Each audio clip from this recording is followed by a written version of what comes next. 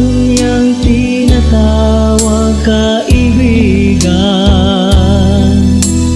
Buhay mo sa kanya'y ilaan.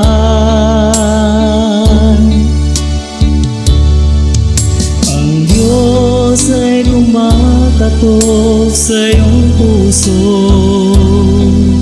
ngunit di siya binubuksan. Ang buhay mo'y sa Diyos ay hiram lamang.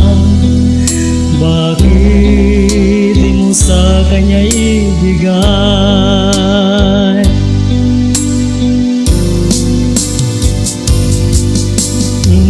Lumapit ka ngayon, ang Diyos ay makikinig sa iyong bulong.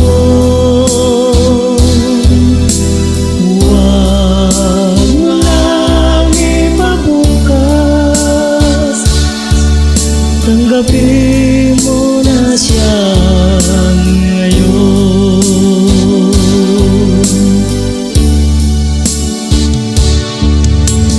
Kailan ka ba niyang pinabayaan ng ating Diyos na mapagmahal? Ikaw kanyang tinatawag kaibigan. Buhay mo sa kanya'y ilaan.